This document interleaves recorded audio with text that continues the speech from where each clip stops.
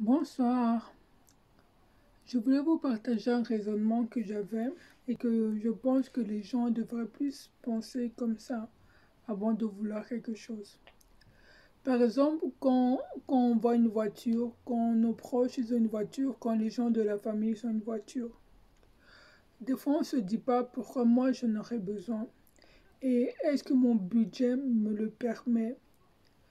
Parce que souvent on va avoir la même importance que les autres, on veut avoir la même chose que les autres. Mais peut-être les autres, ils en ont besoin pour leur travail et peut-être que les autres, ils touchent plus que nous.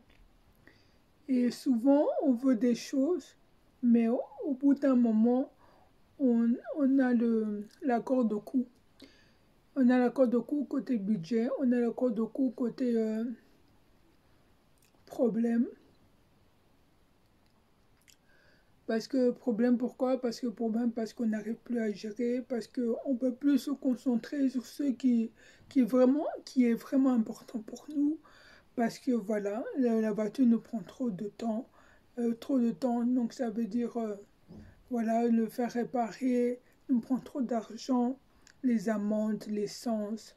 Mais alors que nous-mêmes, au fond de nous-mêmes, nous savons c'est quoi nos projets et nos priorités. Peut-être tu vas voir quelqu'un. Sa priorité, c'est peut-être d'acheter un terrain ou bien de faire ses projets professionnels et il a besoin d'économie. Quand tu as besoin d'économie, même, tu t'arrêtes un moment parce que tu veux une voiture pour faire comme tout le monde. Et en faisant comme tout le monde, tu oublies d'économiser l'argent pour avancer dans le projet qui te tient vraiment à cœur. Parce que souvent, les désirs qu'on a, ça ne nous tient pas vraiment à cœur. Souvent, les désirs qu'on a, c'est seulement pour voilà, satisfaire notre ego, notre aller, quoi. Voilà, comme lui, il l'a, ou comme donc moi aussi, je l'avais. En plus, c'est aussi un luxe, ça fait bon genre d'avoir une voiture. Mais pourquoi tu as besoin d'une voiture? Dans tes projets, est-ce que tu avais mis le besoin d'avoir une voiture?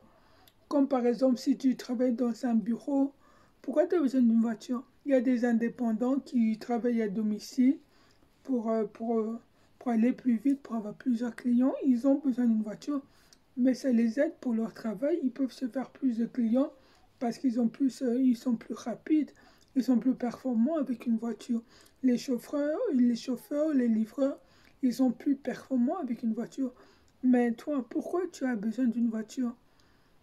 Pourquoi tu as besoin d'une voiture?